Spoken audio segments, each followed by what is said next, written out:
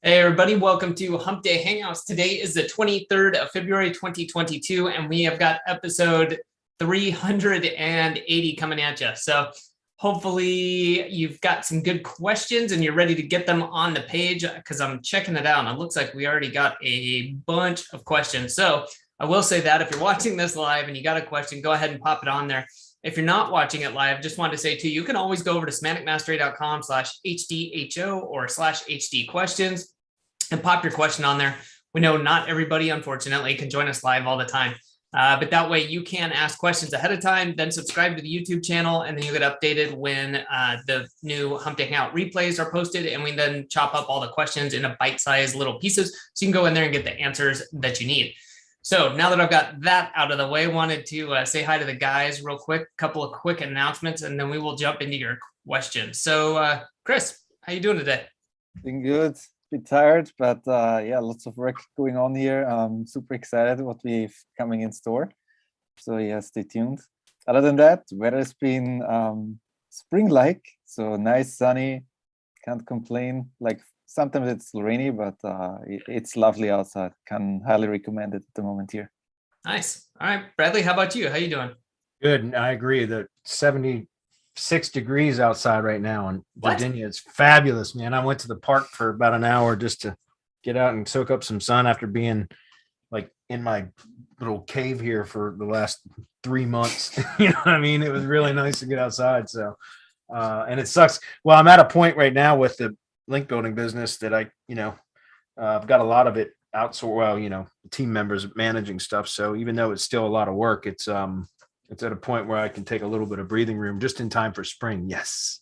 So next week, as soon as Hump Day Hangouts is over, I'm going to, I'm headed out of town for a few days to go ATV riding for the first time this year. Nice. So I'm looking forward to that. Hopefully it will be as nice as it is now. I'm not counting on it, but we'll see.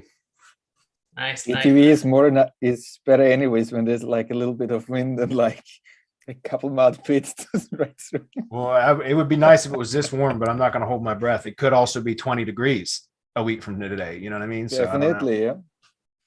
Oh man. Well, now that we got the weather report out of the way, everyone's caught up with us. Just had a couple quick announcements. If you're watching us live, or if you're catching the replay on YouTube, if you're on YouTube, you can find the link down below. If you're live, up above, the GBP process checklist, right? And you can get that up above at those links, or go to GMBprocess.com. Also wanted to mention, of course, Bradley talked about it, or we brought it up the last few weeks, that the full SOP, the GBP SOP, has been released inside the mastermind members. That's the only place you can get it. The checklist is great as far as knowing what you need to do if you want or need the full-blown SOP walkthrough. You can train yourself or train somebody else. Then that's in the mastermind. That's one of the many perks of being a mastermind member. Speaking of the mastermind, we're always looking for people who are looking to grow their agency, maybe consultants who want to grow their book of business. If you're doing lead gen, and even some brick and mortar people who are really looking to take things up digitally a few notches. And if that's you, then the mastermind community might just be the place for you. I'm not going to tell you to join, but I will tell you to go over to mastermind.semanticmastery.com, find out some more, and see if that would be a good place for you. Before we jump into things, guys, anything else we need to touch base on? Well, I just want to mention we've had a lot of growth in the last few weeks with Mastermind. A lot of it has to do, I had another onboarding call today with a new Mastermind member, which you get a one-on-one call with me. It's supposed to be 30 minutes. Sometimes they go quite a bit longer. Just depends on how the conversation's going and if I've got other appointments scheduled or whatever. But it's been great because every single day for during the week, I've got a call scheduled right now, which is just, proof that we've been growing a lot because my calendar is pretty booked up. But it's been great because we're getting a lot of new members in from all different levels of business. So in just the last week, I've spoke to 2 different people that have pretty big, large agencies. One had over 100 clients. Another one had about 90 clients. So, we're talking about bigger agencies too. And part of the reason that some more people have joined recently was because of the SOP. Just having something that is, you can, for bigger agencies, it's really important to have SOPs, especially so that the work is done consistent. no matter who's doing it, right? So if you've got 30 employees, you want to make sure that all those employees are following the same sort of process, right? So that the work is consistent. Otherwise, you've got, just like a hodgepodge of, different types of results and quality and all that kind of stuff. And it's very hard to manage a team unless you've got processes. And so the SOP is very much why I developed that, was for my own team originally. But then I wanted to make sure that I was available to the mastermind members. That's the only way you can get it, is to join the mastermind. And we're going to have to start raising our prices here soon, because it's really ridiculous, our quarterly offer. So that's why I say, what have you got to lose? Come check it out. For one-time payment, you get 3 months, and you get to stay with us for 3 months and check it out and see if it's going to help your business to grow. I guarantee you it will, just because, if you can delegate the work, you can scale. You can focus on prospecting and sales and the things that generate money. Doing the SEO work doesn't actually generate money. We all are here for SEO. I'm sure I love it too, but that in itself doesn't do it. You got to sell it. And so, being able to outsource a lot of the grunt work or delegate, whether you outsource it or not, can be an in-house team member, gives you the ability to scale. And the SOPs are specifically for that, because you just assign the SOP to a particular location, and then you can assign VAs to it or in-house employees to it, and they'll run with that SOP, and they just go right on down the list and check things off. The full training is there, not just how to do stuff, but why we do it, so that it's educating them to be better, not just telling them what to do, but telling them why they're doing it as well. And it's not done. Like, I'm going to spend a couple hours on Friday adding some additional training to it.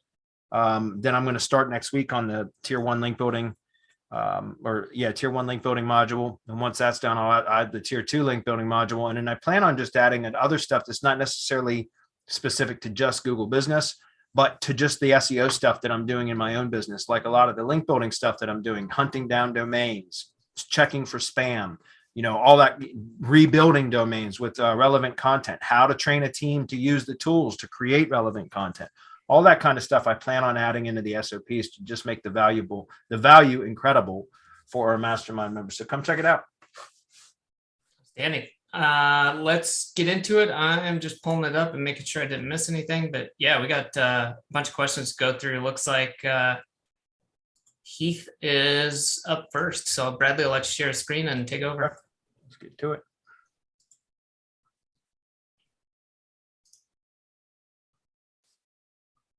Heath. Okay, cool. Says, hey guys, recently had an exact match keyword GMB get suspended by Google that now has been reinstated. Awesome. This one was one of my best performing GMBs, with it generating around 80 to 100 leads a month alone. It's now back in the maps, but sitting right at the bottom of the map pack for its exact keyword match. Even spoofing the location directly on top of the business location still comes up at the bottom. This is a service area business, no visible address on GMB, and Google has suspended it for quality issues. What would be the best course of action in order to bring the GMB back from its former glory? I have sites, so Google.sites and syndication network for it. So I have started with some GSA links straight to the PowerShield, as well as GMB CID. Ooh, I wouldn't do that. Would a CTR campaign or even running ads get things humming again? Thanks, Heath. Yeah, okay. So Heath, I would say the Google Ads campaign directly to the Maps listing and to the Google Business website. By the way, if you're going to run Google Ads to the Maps listing, you got to use the long, ugly URL. So like wait for the, click into the map and then wait for the URL to unfurl and then grab that whole long URL. You can't use a redirect. But yeah, that absolutely works. And it works really well because it's Google users, the real users. Google knows it. And so I think that tends to have a greater effect than a lot of than even the CT spam tools, which, those still work too. Don't get me wrong. I'm using the hell out of them. I'm testing all of them now. I'm using Viper tools, but I started recently testing CTR Booster. I'm using one online version called SERP Empire, which is kind of a cloud hosted version. It's got some good features. I'm using CTRify. So I'm using all different types right now to test with, and some tools are better for some things than others, but I still find for pushing maps, one of the best things you can do is run Google Ads. Just display ads is all you need, because you can run a successful campaign using Google display ads with, a narrow geographic targeting, something that would make sense. So for a service area business, like a 5 mile or, maybe an 8 mile radius, does that make sense? So you can actually take the geo coordinates from the location, even if it's a non-published address. Now, if it's a published address, you can actually literally start to type the business name in your location targeting in the Google Ads platform, and it'll pull it up. It'll pull up the address, so you can specify that location, especially if you have your Google Ads account linked to that Google business account, right? And you do that in your settings in Google Ads.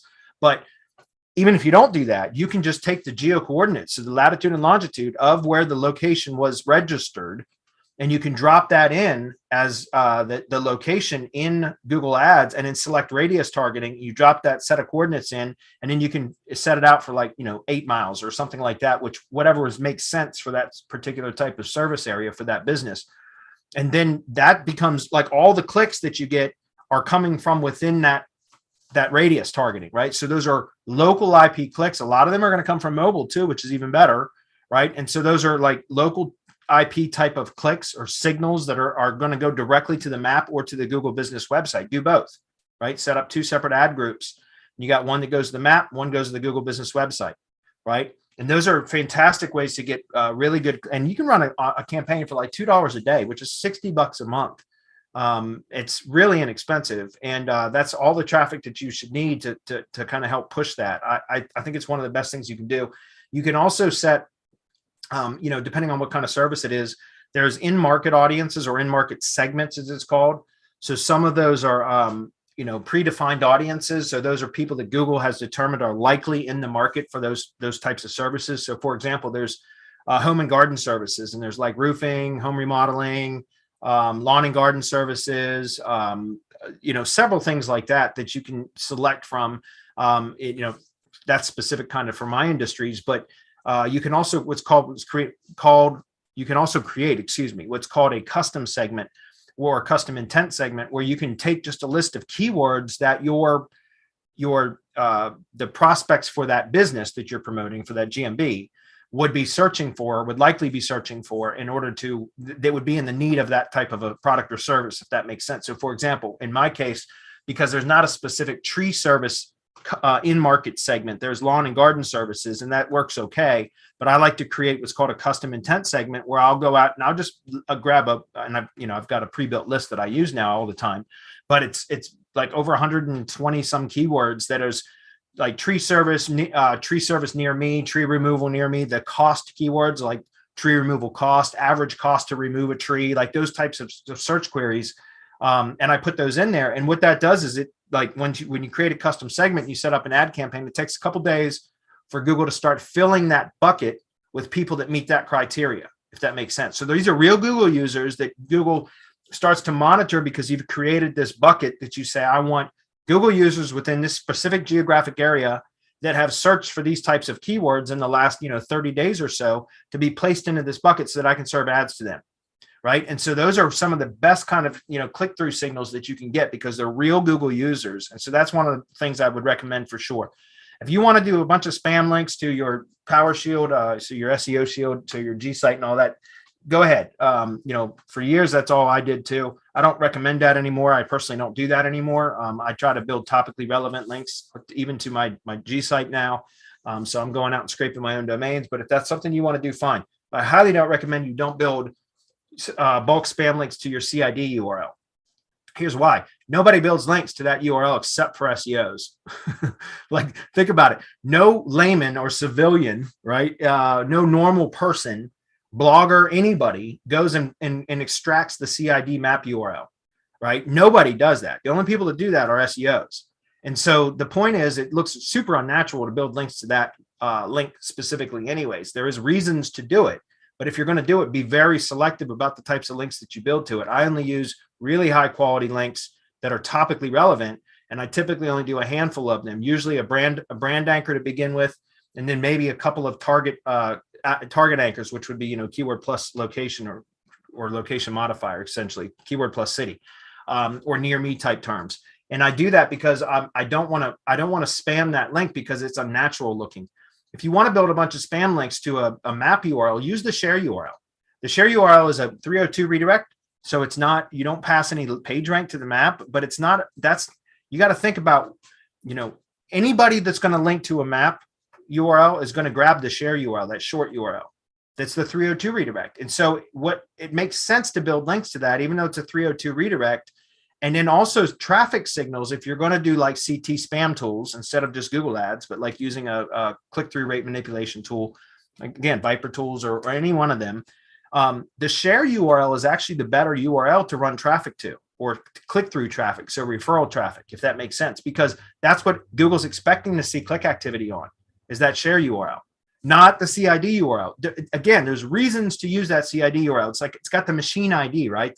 What is it? The company ID, CID, right? So there's a reason to use that, like in schema and in strategic places, like linking to the CID URL on the Google Business website, right? That makes sense to do that. But as far as like just hammering that with links, I don't recommend that at all. So yes, I think that the short answer would be, personally, I prefer to use more relevant, topically relevant links that are clean, even to my tier 1 assets now, including the Power Shield or the SEO Shield. That's just what I've been doing, and it's been working a lot better for me and a lot quicker than doing a bunch of bulk spam. I know some people still like to do that. That's fine. Do it. I'm not trying to talk you out of it. I'm just telling you that's not the method I use. Particularly, though, the CID map URL, I tend to be very, very careful about that. If I'm going to do a bunch of links to that, then I'm going to use more the share URL, because that's kind of what Google is expecting to see. Then also run click-through traffic. So activity signals through that share URL, it's expecting to see that. And then as far as, just different types of CTR stuff, I think Google Ads is one of the best way to get results with a Google Maps listing right now. The other things are great too. Some of the CT spam tools are good because you can run referral traffic through tier 1 links. And that's a very valuable thing to do. CTR Booster is great for that. And the reason I say that is because you can grab a list of like citations or, tier 1 links that you're building, which again, I don't do high quantity anymore. I do high quality, very low volume. And so I can grab a list of tier 1 links and plug them into CTR Booster and have it just will go at random. Let's say I set it up for 3 visits per day, and I put 20 different tier 1 links in CTR Booster that has, that links back to my money site or the GB website or the Google Map, right? Then what I'll do is I'll set it up to say like maybe 3 click-throughs per day, and it will just randomly select 3 of those tier 1 links, and it'll go open it up in a browser, and it will find the link, the target URL within that tier 1 link or that tier, that page, and then click through to it. And those are referral traffic signals, and those are great. You can still do that with Viper tools, by the way, but you have to set up a separate campaign for each referral URL, which is kind of restrictive. So CTR Boost is really good for that. That's part of the reason I'm using that tool right now, is to send traffic through the links that I build for my own stuff, my own agency clients, as well as for my link building clients, because that's standard operating procedure now. My link building clients, we go out and build high quality links, and then I run traffic through those links, referral traffic to their target URLs, because it makes those links so much more valuable. So, again, there's several things you can do. I don't recommend spamming your CID map URL, especially. But CTR stuff is one of the things I would recommend for sure. And also, like I said, relevant links, guys, they're working really, really well right now, better than I think they ever have, at least, because for years, all I did was bulk spam too. And, I know a lot of you guys are still doing it. That's fine. Continue doing it. I've just found better and quicker results using more topically relevant stuff. So anyway, it's a great question, Heath. BB says, hey guys, what is the point of doing no follow link when syndicating to the tier 1 IFTT ring? I don't want it to be do follow. What value does it bring? Well, it brings natural link profile, right? No follow links still provide value, guys. Anybody that says they don't is wrong. They definitely provide value, and it creates a natural. If all you ever had was follow links, then looks unnatural. And no follow links. I mean, I had somebody negative SEO one of my sites one time, and they negative SEO'd me with 100% exact match anchors, but there were 100% no follow links. And guess what? It ranked me #1 for that term. So it backfired. And I thought that was funny as hell, by the way. But no follow links still provide value. So, part of the IFTTT stuff is if you're using Yoast, which I certainly recommend you not use that, but that automatically no followed the attribution links in the RSS feed. right? So that was the, this post was first appeared on, or was published first on, whatever. Those links were always no follow, and that was coded into the in the Yoast. Some of the other tools that give you the ability to create attribution links, SEO Ultimate Pro is one of them. I think Rank Math lets you do that now too. I'm not sure if they're no followed or not, but it makes sense to have some of those. Like the way that I used to teach this when we had more control over that, which again, some of the plugins will allow you to do that, or the way that you code it into an IFTTT applet, is for every time you syndicate a post, if you're going to link within the attribution link, both to the home page of the blog or the money site, I should say. So like if you're syndicating from your RSS feed from your money site, and in the attribution link, you link back to the homepage URL and to the post URL, then I always recommend that you no follow the homepage URL in that attribution link. Because if you think about it, unless you're using just straight up branded or naked URL anchors, if you use keywords for that, then think about every single time you publish a post, you're going to get another follow link with a keyword anchor back to the homepage URL. It's okay to do that with the blog post, because if you publish a blog post and it syndicates out across the network, you're going to get, at most, if you have a full network with all the applets firing, you're going to, and only a few of them use the attribution link, because not all of them are like blog, republishing the full posts. But, you'll get maybe 5 keyword anchors or title anchors, essentially, because that's what it would be. The post title is the anchor linking back to the post URL. But for every single post that you publish, if you have it hard coded into the attribution link to link back to the homepage of the money site, and you publish, 3 posts a week, that's 12 posts a month. That means every single month you're getting 12 links back to the homepage of the money site with whatever anchor it is that you have. It's okay if it's a branded anchor or a URL anchor. But if you're using any sort of keyword stuff, then that, very quickly you can over optimize your backlink profile that way. So it makes sense to no follow the link back to the homepage and do follow the links to the post URLs, if that makes sense. So that's one of the ways that we would do it if we would hard code that in, like to the IFTTT applets ourselves, or when we had the ability with, like, again, years ago, Yoast was awesome for that stuff, and you used to be able to control that, but then they hard coded no follow tags into it. But again, I know SEO Ultimate Pro allows you to create your own attribution links. I think Rank Math does it too. I can't remember. So you can always opt to add no follow tags if you'd like. Is there a way to add Spintex step before syndicating, like Zapier and IFTTT, that adds a spin anchor text? We used to have a plugin that we did, but we did not want to be in the plugin business. So Chris P actually coded that. But yeah, no, not that I'm aware of. There might be some apps out there that allow you to do that kind of thing, but I don't know of any plugins that do that. The ring is created for a money site, not YouTube channel, which is one single ring without any further tier 2 rings. Also talking about the post links and not the homepage attribution link. Yeah, the post links. I mean, again, it just depends. If it's a plugin and it's no following it, there's nothing you can do about it, right? If you have the option, then it would make sense for just publishing the blog post URLs.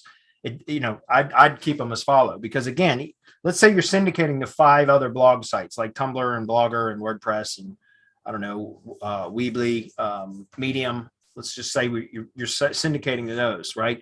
Then you're going to, every time you publish a post, you're going to get 5, usually title anchors to link to the post URL. And that's it. And that's fine. That's natural. That's not going to look funny or spammy. So I would keep those as follow if possible, but sometimes you can't do it because the plugin or whatever tool it is that you're using automatically no follows them. Right. But if you're hard coding that into the IFTTT applet, then I would leave that as a follow link for sure. Okay. Well, cross publishing tier 1 posts in the same tier 1 ring, give it a boost, basically making the same tier 1 ring as a tier 2 ring without creating new rings, but just making new IFTTT applets. For example, say you have a money site which gets published to tier 1 ring and the following properties: Blogger, Tumblr, Twitter. Let's say you post all the Blogger posts to Tumblr and Twitter of the same tier 1 with URLs to the Blogger site, not the money site. Also Tumblr to Blogger, Tumblr to Twitter, Twitter to Blogger, Twitter to Tumblr. I would, you can test with that, maybe. I don't know. A lot of your questions are theoretical. I would recommend that you test that stuff. I don't know why you would want to do that. That seems like a ton of additional work that's really unnecessary. just, I mean, keep it simple, man. Like, I know we're all in the SEO and we all try to like create these elaborate schemes to outsmart Google, but sometimes just keep it simple. Like, I'm not picking on you, BB, but a lot of this stuff like that just makes my head hurt just thinking about that, seriously, because that's just way overcomplicated. And the problem with doing some elaborate types of like, applet setups like that is when something breaks down, like the whole thing stops working, right? And then it's hard to troubleshoot. It's a lot of trial and error to figure out where the breakdown is and that kind of stuff. That's why I keep it simple, man. Like, seriously, like branded tier 1 ring, and I'm not even doing much syndication now because of the restrictions of IFTTT. It's not really necessary. I still do syndicate to Tumblr and WordPress of the syndication networks, and then I also set up an applet for a Facebook page and for Twitter. If we have a Twitter account, we're not getting Twitter accounts for every location now either, because Twitter's gotten so much harder to create accounts on now. So honestly, I'm not really syndicating near as much as I used to. It's more about the branded profiles and interlinking them, right? I talk about this almost every week, but expanding the entity footprint, adding nodes to the knowledge graph for that brand, right? So that's why I talk about like Syndication Academy is still a great course. And I highly recommend it, because if you just go out and follow, and again, it's something a VA can do, you plug a VA into the Syndication Academy training, even if it's not about syndication anymore. Every 2 weeks, SC does another update webinar. SC's our trainer over there. She manages the group and does the training. And every 2 weeks, she does another webinar about 2 to 4 different properties that she goes in. You can go register. She walks through how to register an account, how to optimize it, and how to interlink it to other accounts, right? To other profiles. And that expands the entity footprint. And that just, it works like crazy. It takes time. That's why I don't recommend any one of you do it. But, you can put a VA into it and just every 2 weeks have them go out and create another 2 to 4 properties, right? And so you just keep expanding and expanding. And eventually you hit this kind of tipping point where like this critical mass where all of a sudden you are just like for map stuff or for local stuff, you just rank and it almost becomes unmovable. And so again, I like to keep it simple. I just do branded tier 1 rings for all projects, client projects, my own projects, and keep it real simple. And like I said, I'm only syndicating to Tumblr and WordPress and the Facebook page. And then if there's a Twitter profile, I'll connect it to that too. I don't even care about the rest of the applets, honestly. It's more about just the branded profiles and interlinking them, if that makes sense. So BB, in your case, test with it if you want to spend a bunch of time. But I know some of the questions that you've had over the last couple of months is that you need to make money. That's not going to make you money. Like playing with all those different kind of elaborate schemes isn't going to make you money. Selling the service will. So but perhaps you just stick with the simple version of it and then just go out and figure out how to monetize it, right? Sell it to people, or if you're doing affiliate stuff or whatever, then try it if you think it might help. And report back, let us know. I just know I'd rather keep it simple so I can do more of that, like scale it, if that makes sense. It's a good question though. Hank says, howdy y'all, looking into getting into auto blogging and wondering what are some other types of content we could pull in alongside text from feeds to add more unique content to the posts so they aren't just straight duplicate content. I don't want to get a penalty or have the syndicated content filtered from the index. Well, my bloggers still do curated content. We have Content Kingpin, which is a course that I created, probably in 2014 or 15. Long time, probably 2014. Anyways, it's about how to curate content. My team still curates blog posts for my clients. So we use curated content for blog posts for our clients. As far as like you saying auto blogging, well, if you're doing auto blogging, I would recommend you check out Damon Nelson's RSS Master technology, because he's mastered the ability to auto blog with like what he does with feeds. They're beautiful. And it's just amazing.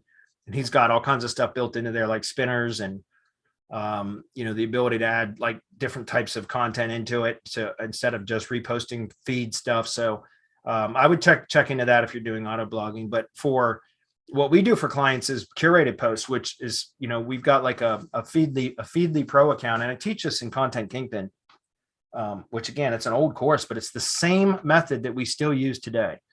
I'm not kidding. We've been using it for years for blogging for client sites. It's just for activity posts. And anyway, we have a Feedly account, a Feedly Pro account that we just collected a whole bunch of content sources into that are, relevant to the industries that I work in, and they're all categorized by what they call boards, content boards. And so my VAs, just like my blogger Esther, whenever she has to publish a post, she just goes into Feedly, she pulls open the specific content board that's relevant to that business or industry, and then she just looks, and there's, right there is all the most recent content from the sources that we've curated over time. And she can just go highlight a couple different articles that she wants to use as curated content within a post. And she adds a little bit of commentary between each curated piece. So snippet of article that she uses. So we're using other people's content. We always cite the source, always give attribution to and give credit where it's due. So we do that. We don't curate images because you'll get copyright notices or extortion letters from Getty Images and all that. Trust me, it's happened to me in the past. But we curate content. And we always link back to the source. And every now and then, probably once every 2 or 3 years, we'll get a notice. Somebody says, hey, you linked my content. I don't like it. And so we'll just go pull it down. But generally, because we're only doing a paragraph or two of summarized or, snippet of content, and then we link to the source, nobody cares. And that works really, really well. Because again, we can very efficiently create content, blog posts that are relevant to the target project using other people's content. Here's the thing, when you're usually, like when you're blogging, and I guess the same goes for auto blogs, unless you're a subject matter expert, sometimes it's hard to come up with content that's actually accurate, right? So, but there's a lot of subject matter experts out there that you can borrow some of their content and use it in a strategic way, right? And always gives credit where the credit is due. So cite the source. We just follow the links, but we still have links back to the original source. And we'll take a paragraph, right? We'll splice 3 or 4 different paragraphs into one article, and we'll have some commentary between each, and just link back to it. So I would encourage you to check that out. Look at curating content, something like Feedly or Feedly Pro. There's other tools out there like that. To find popular content, something like Social Animo or BuzzSumo, that can help, and just kind of work some of that other stuff into there.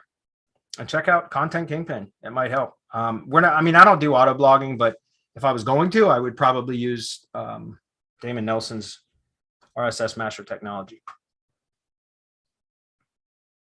Okay, Xavier says, hey guys, question for Bradley. Do you know of any good automated link building tools we can use to power up our tier 1 branded assets in a set and forget way that has some decent quality? It doesn't all go away if a subscription is canceled, looking for something like the old Link Emperor. That's funny. Yeah, that's funny.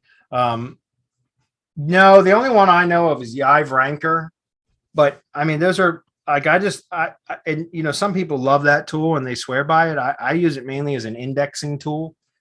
Yive Ranker with a Y, that's a one-time fee, and you pay for credits, and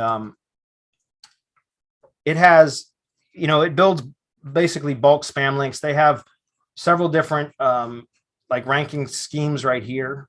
So these are like it's fully automated. Like you can grab an RSS feed from your Blogger, Tumblr, WordPress, for example. I don't recommend it to the money site at all. I would never recommend this to the money site. But you can grab like your Press Advantage organization feed or your Blogger feed or something like that, and you can plug it in. And every time a new post is detected, it will start building links to it depending on what scheme you use, right? And so like this one, the Scorpius says it estimates, and there's some randomness built in, but they are, linking like, schemes. So, I wouldn't use this as like something other. I use it mainly to help stuff get indexed because, indexing's been slower. And so building some links like this to Web 2.0 posts, like, so for syndicated posts, for example, we syndicate from the money site to WordPress and Tumblr. You take the WordPress.com feed and the Tumblr feed and go submit that to something like this, and it will go out and build, like Pegasus, 400 to 600 links per run. So each post will get somewhere between 400 to 600 links with the Pegasus setup. And it's all 100% automated. You only pay for credits. When you run out of credits, it doesn't they don't remove your links. But these are bulk spam links, the way I look at it. So a lot of these don't, it takes forever for them to get found, and a lot of them end up getting terminated or suspended or deleted over time anyway. So I just look at it as this is an automated way to index, to help with indexing of like Web 2 posts, if that makes sense. but I know some people that they swear by it. They do like the Yive sites, which are also like similar to the Masher sites. Some people they swear by this kind of a tool. It's not my kind of, these are not the kind of links I like to build, especially to money sites. But you know, here's an idea. Check it out. You just buy credits for this. So it's not a monthly. They do have monthly subscriptions. You can buy monthly subscriptions, but oftentimes Marcus, I think his name is, the guy that runs this. Once you're on his email list, like, you know, every quarter or so, every few months, you'll get an email and he'll be running a special on bulk credits, and you just go drop $200 and you get, you know, 100,000 credits or something like that. And that usually lasts for a couple of months anyways. So you don't necessarily need a monthly subscription. You just go in and buy credits when needed. And like I said, he runs sales on bulk credits often. So you just stock up then, and it's cheaper that way. So anyway, it's called yiveranker.com. Check it out.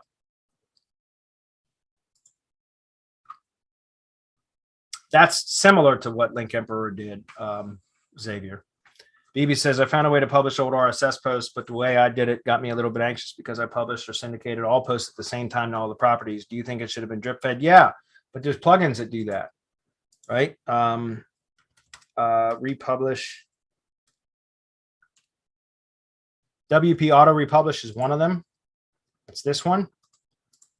And then the other one is Republish Old Posts, which is so this is one of them, the plugin that will do this. And you can set, I know there's a pro version of the other one that I was talking about, which is Republish Old Posts. That's the one I've used more. WordPress plugin. This is the one I've used more, or more often, I should say. And they have a pro version, which gives you a lot of functionality about, like, you know, when, like, it's $10 or yes, the pro version is very inexpensive, and it will allow you to create, like, republish posts based on schedules, like how old they are, how frequently you want them to republish, and that kind of stuff. So there's two different plugins here. Just go to Google and search Republish Old Posts WordPress plugin, or WP Auto Republish is the other one. And you'll see. This one's called Revive Press. So that's different. I don't know that I've even seen this one before. Anyways, but there's plugins that do that. So I've had that questions come up a lot over the years, and I just always recommend one of these. It's definitely better to drip them out than to republish them all at once. And the reason for that is more or less because you can get your Web 2 accounts terminated if you publish like a blast, like let's say you publish 20 posts all at once, like that can cause problems with those accounts that get them terminated. So it's better to drip them out. Daniel says, hey guys, looking to pick up a decent expired domain, but it was previously used with menterprise type content that was relevant to the niche. Do you think this would be potential spam signal or affect a future site on the domain? Thanks. Yeah, I don't know. If it was relevant, then that's one thing. But if it was spammed, then I would say no.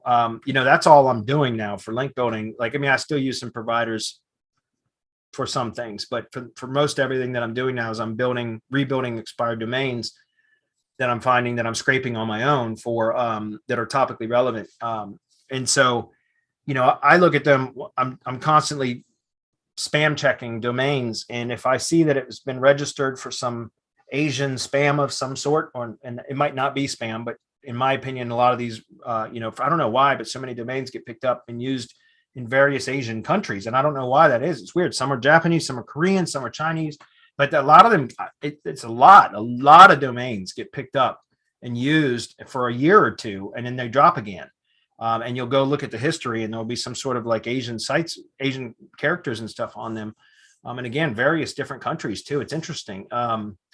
And so I won't use any of those because, like, you know, it's clearly been dropped multiple times that way.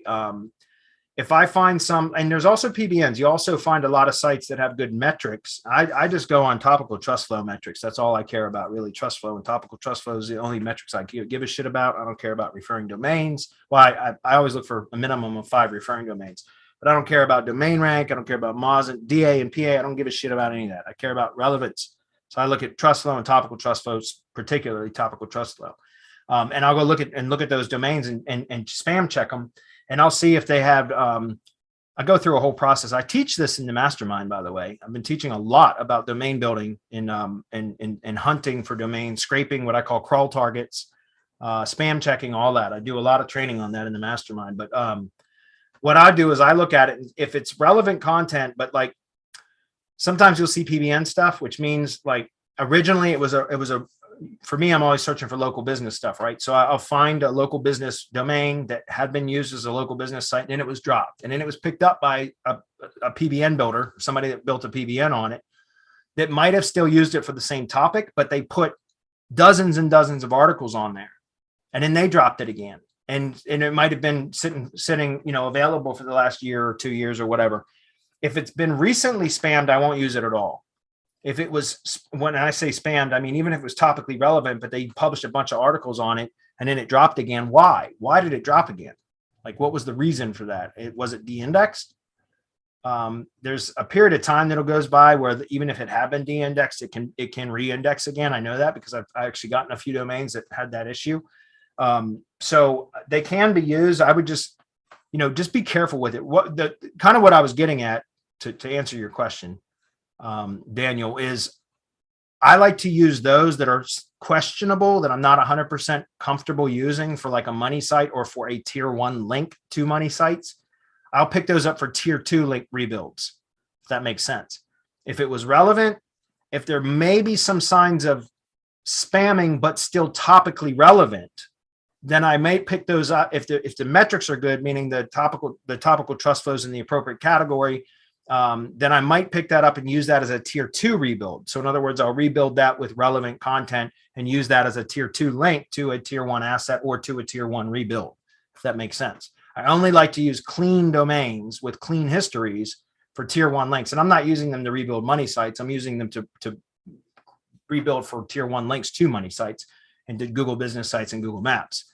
So again, I would recommend, if you're not 100% sure, then don't use that one for the money site. Use that as a tier 2 link, link building domain.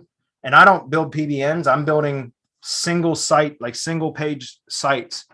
So, because again, one of the other things is if you find a domain that, you know, had a few pages on it, in your case, I'm sure there was a lot if it's a menterprise thing, but a lot of local business sites that I'm hunting for that I will find that were relevant, I will pick it up. And then, you know, but if you know, typically a local business site will have 5 pages, maybe, right? 5, 6, 8 pages, something like that. And that's it. But if all of a sudden you look at the history and there was, you know, 5 years ago, there was 5 or 8 pages. And then there was a period of 2 or 3 years where there was dozens and dozens of articles, you know, that was likely used as a PBN. And that's kind of unnatural. And I'm not doing that. I'm not buying a domain and then pick, you know, because it was relevant and then building PBNs and publishing 18,000 articles on it. I'm not doing that. I'm rebuilding it for one specific project. And it's usually to build links back to the, you know, the client's asset at that point. Money site, Google business site, Google map.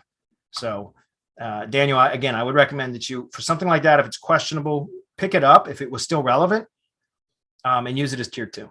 Okay. I'd rather be careful if you're going to use it for a money site or for tier 1 link building. I'd rather be careful, be cautious, right? So be more conservative, but there's still some good opportunities with domains that looks like they could have potentially been spammed. Again, if it's been spammed with irrelevant stuff, like if I'm looking for something in the business/home and construction and maintenance topical trust flow category, which is very relevant for a lot of the stuff that I do for roofers, plumbers, tree service contractors, you know, all that kind of stuff, pool builders, like all those kind of stuff, like business, construction, and maintenance. That's a subcategory in topical trust flow subcategory. That's very relevant, right?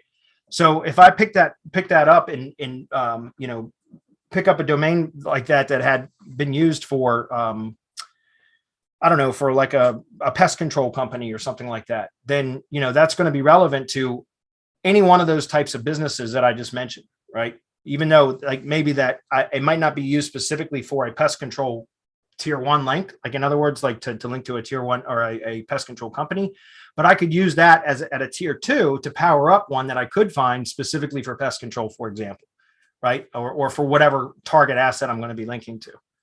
So I think there's a lot of value in that. And like I said, I'll find stuff that might not be exactly topically relevant, but it still has the appropriate kind of category. So it's closely related, and I'll use those as tier 2 to power up the ones that I can find, because it's easy to find a lot of stuff that is closely related but not exactly related, or lower trust flow values. Like I don't like to build anything direct to the money site with less than trust flow 15, but I will pick up trust flow between 10 and 15 all day long, because there's a lot more of those that I'll use as tier 2 rebuilds, if that makes sense. Okay. That was a good question as well. Okay, Nesser says, is there any way to take advantage of the link juices when people link to our WordPress image attachments instead of the blog post or the page? Have many links from different sites, which I would like to take advantage of. You know, I don't know. I've not tested that, but I've seen a lot of those like spam. I'm sure some of you guys have seen it too. There's like some tool out there that creates blogger blogs that will hot link to images. And sometimes you'll get a whole bunch of backlinks that are just basically image links, where they're embedding or using a photo URL from your WordPress site. And I don't know what the purpose of that is. I've always just disavowed them or ignored them, because eventually those blogger sites get terminated anyways, and all those links go away. But I'm sure some of you have seen that. I don't know. I've not tested with that. Is there any way to take advantage of link juice when people link to our WordPress image attachments instead of the blog post to the page? You know, I don't know. I've not tested that. So I'm sure there is something you could do to manipulate that or take advantage of it. I've not tested with it, so I really don't have a good answer for you on that one, sir. Sorry. One thing you could do is make sure that you have metadata. If you're using any sort of image compression plugins, guys, they're going to strip all that data out, just so you know. But if it's for local projects and you have, well, I say with local, because you can, you know, embed metadata, NAP, name, address, phone number. One thing you can do is put a QR code on the image with a link to your target page, right? Because the Googlebot crawls QR codes and knows what link it's linked to. So it's like a backlink, but it's not, it doesn't pass PageRank, but it's like a citation in that it's a mention, it's a URL, a QR code. So if you just put a little QR code in the corner of your images that are linked to the target page, then if that image gets picked up and syndicated all over the place by spam tools, then when the bots crawl those pages where those syndicated images are, it'll also crawl that UR code and know that's destination. And so that's like it's not an actual link. It is like if you were to scan it and go to it, but I'm saying that's not like passing link equity, but it is like a vote, right? It's like a citation, right? It's like a mention. So that might be something that would be worth testing, is just putting a QR code with your target URL in the QR code, if that makes sense, or linked to the QR code. So I'd try that. Sean Sells and Sean Hill says, hi, in Hump Day Hangout episode 378, you're saying how links that are not relevant aren't really working now. Is this true for press releases, since they are not really relevant domains? Are they mostly a waste now? And should we allocate the client's budget to acquiring different links? No, okay, that's a great question, by the way. Yes. Okay. Press release links aren't not necessarily going to be relevant as far as like the domain itself. The source domain isn't necessarily going to be topically relevant. It's very unlikely going to not be relevant. Very likely going to not be relevant, right? Does that make sense? Because it is, there's broad categories on the press release sites and everything else. I'm not using press releases for link building directly to the money site anymore, and I haven't been for some time. I use that to link build to like Google Business posts, for example, not even necessarily directly to the Google Business website itself, the homepage URL of the GB website. I like to use it for map embeds. I like to use it for video embeds. I like to use press releases for linking to a Google Business post, the inner page URL from the GB website, right? So when you create a post, not the share URL that you get from the search results, but the inner post URL, the inner page URL from the GB website for that post. I like to use that. Press releases linked to that with the CTA button linking to the money site. But where I'm, press releases, I'm still using them for all that, but not directly for link building the money site because of what you just mentioned. The topical relevance isn't there on the domain level. Clearly, the topical relevance is there in the page, at the page level, right? Because they write relevant content. But I'm finding if the source domain is topically relevant, it has a much better effect. That's what I've found with my own testing. So where I'm using press release, I've talked about this in the Facebook group recently, not just the mastermind, but even the free Facebook group. Where I'm finding the most value from press releases is for branding, and also for like reputation stuff. So for example, when somebody does a brand search, man, if you've been publishing press releases with the brand name in the title, and then you make brand name plus keyword associations, then when people start to do a search for the brand name, which often happens when somebody decides on a company, again, like in my industry, when somebody decides they might want to hire a tree service, or they're considering hiring a tree service, they'll go do a search for that tree service name. And if you can populate that whole first page with good press, which is what we do with press releases, then it looks great, right? So I use it for branding, and then also for referral traffic sources. I was talking about doing a lot of CT spam stuff, so click-through rate manipulation. Press releases are fabulous for that, because a lot of those sites get a lot of traffic. Press Advantage itself gets a lot of traffic. So you'll see that in analytics, actually, if you have been using press releases to link directly to your money site, but you'll oftentimes see a lot of referral traffic from Press Advantage to your money site. I'm not really linking back to the money site so much anymore. Like I said, I link mostly to Google business posts, map embeds, video embeds, and then I'm also using it for referral traffic. So sending traffic from, the click-through bots to the press release, and then clicking through the link back to the target asset, which, and again, in my case, is mostly Google business posts, then that's a great signal. Because it's a referral traffic signal from a media style site. So I'm not really using it for building links like I used to. I mean, it used to be one of my favorite link building methods, but again, because of my own testing, and that was a great question, by the way, Sean, because that's a good point. I definitely still use press releases heavily, but I use them in a different way for branding purposes, reputation marketing, essentially. Referral traffic sources to send traffic signals to the Google business post, which is a good signal for maps. So all of that stuff. Okay. It's a great question. Pavel says, howdy crew, wondering what are your thoughts on using content from archive.org, as Bradley mentioned it, for PBN style rebuilds? Are you spinning it or rephrasing it? Is there any copyright issues? I don't know. When I first started doing domain rebuilds about 3, maybe 4 months ago, that's what we were doing. I'm not doing that anymore. We were pulling the archive.org records out, and I hired a guy.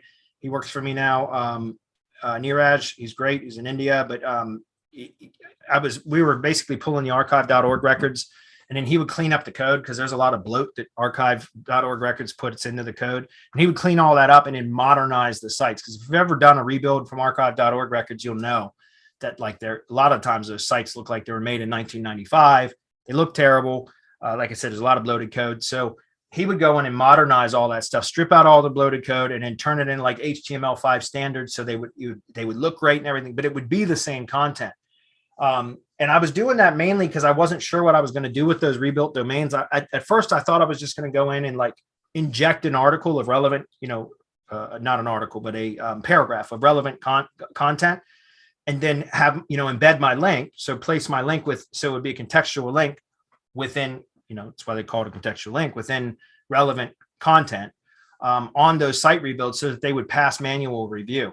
But I'm not really doing that anymore, because, what I'm doing, like I said, is hunting down domains. And then we just go out and we put a brand new article, brand new HTML site on the page with a 1,000-word plus article that's relevant to the topic, our intended target, right? So the topic of our intended target. And then we do, usually if it's a tier 1 rebuild, we'll link to the location landing page or the money site, the Google business website, whether it's a link or an embed, and to the Google map, again, either a link or an embed. So we usually are targeting the 3 tier 0 assets with the tier 1 rebuilds. Tier 2 rebuilds, we target tier 1 stuff. So there's some different kind of linking schemes there, but with same process. We do 1,000 words of new content that's topically relevant to its intended target.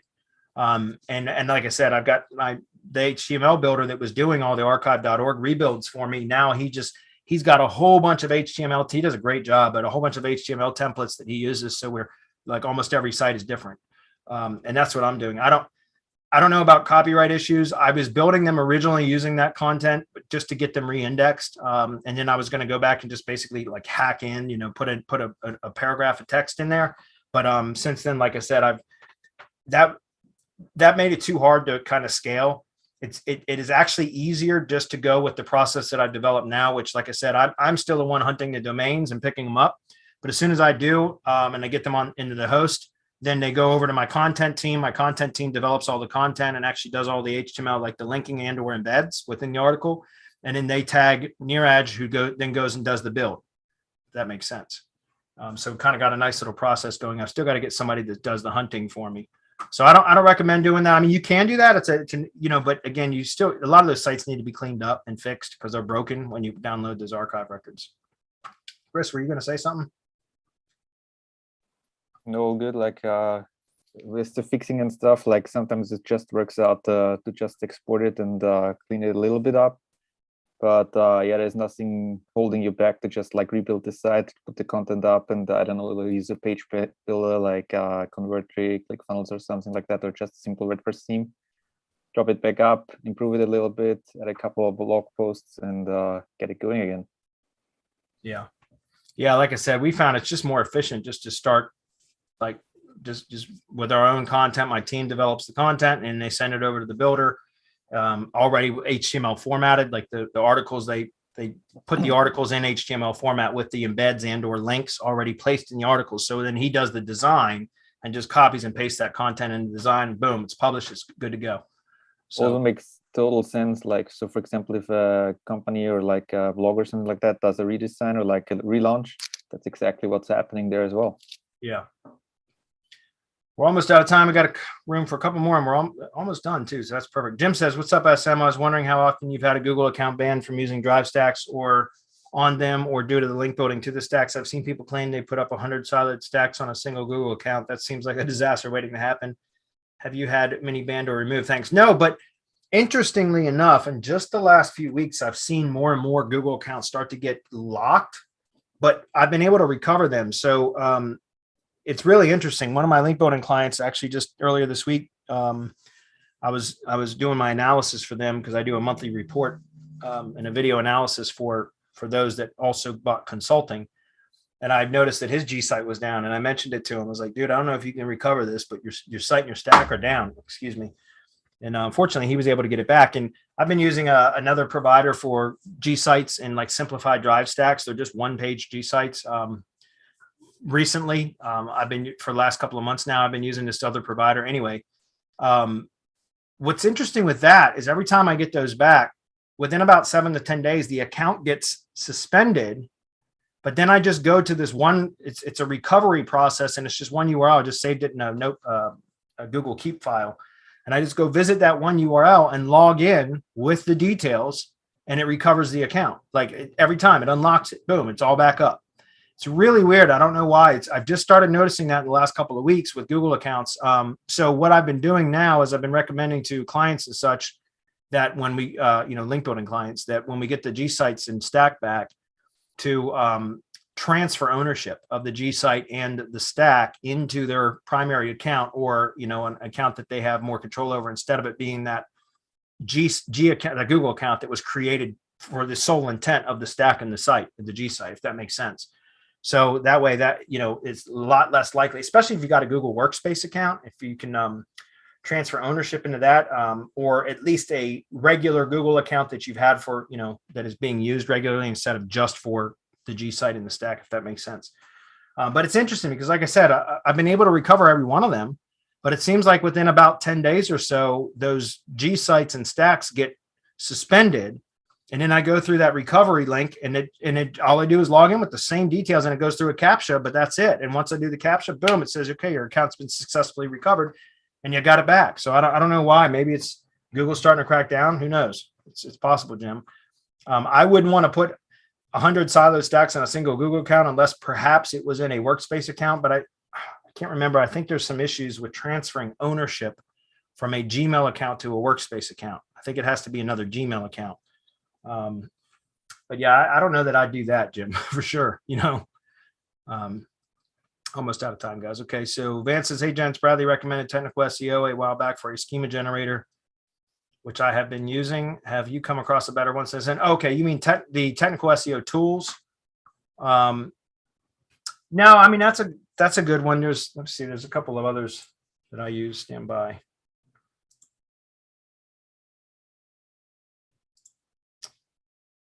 So you're talking about using TechnicalSEO. That's this one, the schema markup generator. Yeah, that's one I've used a lot. Hold on a minute. There's another one by here it is. This is Calicube Pro, Calicube with a K, .pro. This is another one that's pretty good. Also, Web 2.0 Ranker has one. It's really good, especially for businesses that have published addresses. I know we're going to wrap it up, guys. I'm done in just a minute. The ones that show published, so like storefront businesses. Let me pull that one up too. That one's really good for that. It adds some pretty cool additional stuff into there. Let me see if I can, right there. So this is the schema generator for like, this is for like service area businesses. But if we go back one step, they've got one for verified GMB with address showing. So this is web20ranker.com. And this one's pretty good if you've got like storefront businesses or business, even service area businesses that are publishing their street address.